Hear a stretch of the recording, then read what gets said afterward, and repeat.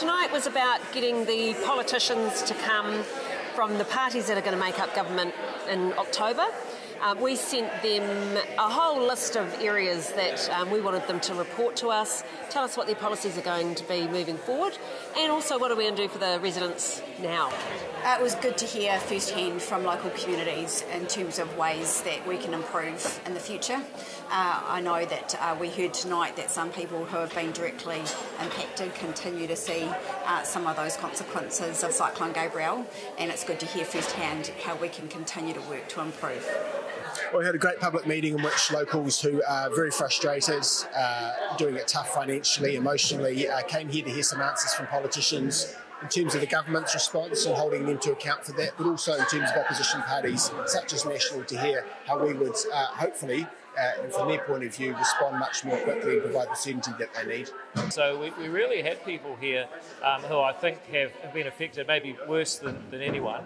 And I think politicians from across the spectrum are actually pretty unified in trying to accept that no one's got all the answers. Not everything that's been done has been done very well.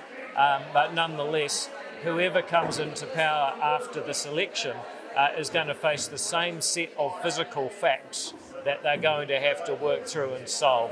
Well, part of that task force that's looking in terms of the resilience, we want to make sure that we're working closely with the telecommunications providers, that we have better resilience in our network, and we can do that through a number of different ways.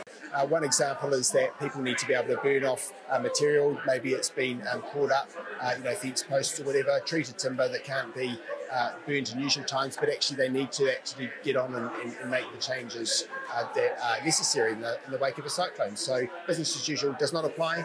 People need to be empowered by government to get on and make those changes. Local government's overstretched. I mean, local government itself navigates a huge amount of central government bureaucracy. It's got this power of general competence and this obligation to do our four well-beings, environmental, social, cultural and economic. And the truth is, we just want them to build the roads, take the rubbish, clear the drains, and build the stock banks to manage the floods. Basic things. And they actually need more money to do that. So ACT would share half the GST on construction with the local council where the construction happens. That way they've got an incentive to say yes to construction because they want the money, and when it happens they've got the money to actually fill in the infrastructure to support those new houses or new orchards or new pack houses or whatever they might be.